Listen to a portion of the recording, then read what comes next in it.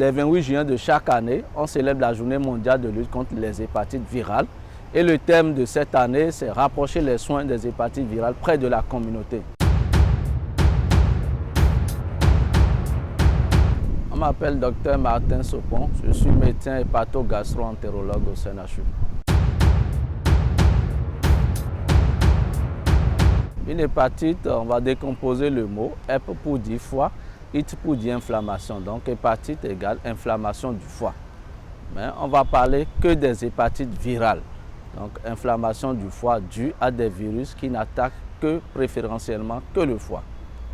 Et ils sont au nombre de 5, dénommés suivant l'ordre alphabétique A, B, C, D et E en fonction de leur date de découverte.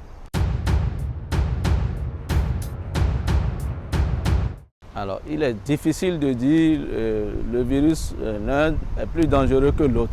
Simplement parce que ces deux virus vont entraîner des infections chroniques. Et qui dit infection chronique dit évolution vers les complications, notamment la cirrhose et le cancer. Mais en termes de virulence ou de contamination, il faut dire que le virus B est plus contagieux, 10 fois plus que le virus C.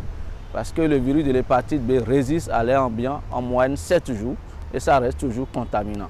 Alors que le virus de l'hépatite C, c'est dans les 24 heures, le virus meurt. Mais l'hépatite C a un traitement qui guérit, alors que l'hépatite B a une prévention par vaccination qui est efficace.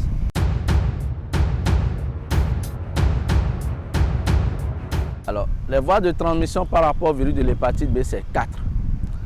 Je parlerai essentiellement de 2 voies importantes par lesquelles la majorité des populations ont été contaminées. C'est la transmission verticale de la maman à l'enfant, généralement pendant la petite enfance ou pendant le travail d'accouchement. La deuxième voie est la transmission communautaire, donc horizontale, entre les enfants vivant sous le même toit.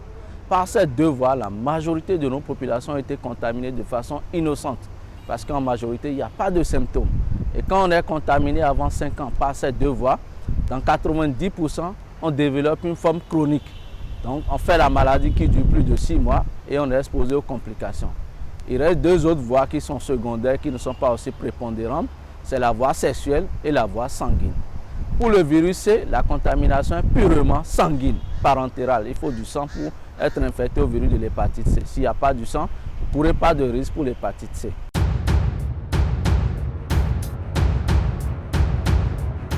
On peut guérir de l'hépatite C en 3 mois de traitement.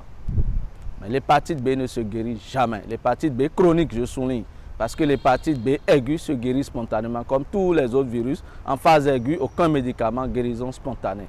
Mais l'hépatite B chronique ne se guérit pas. Plus forte raison, son traitement est à vie.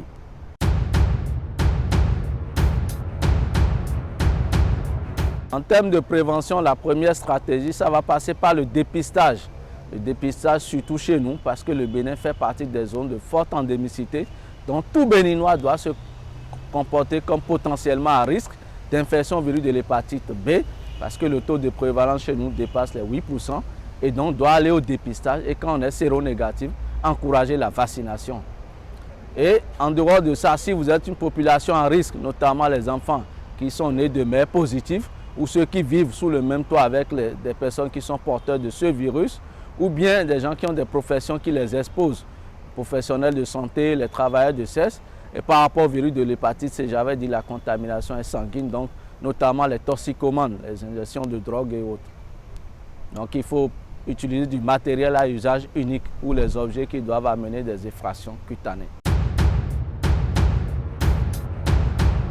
Le 28 juin de chaque année, on célèbre la journée mondiale de lutte contre les hépatites virales.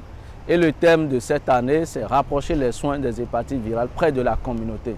Et dans ce sens, j'invite tous les Béninois à aller faire leur dépistage parce que c'est des maladies qui sont parfaitement silencieuses, donc sans symptômes en majorité. Vous pouvez être porteur du virus sans le savoir. Donc, le premier geste, c'est d'aller vous faire dépister. Et quand vous êtes négatif, allez vers la vaccination qui vous protège à vie.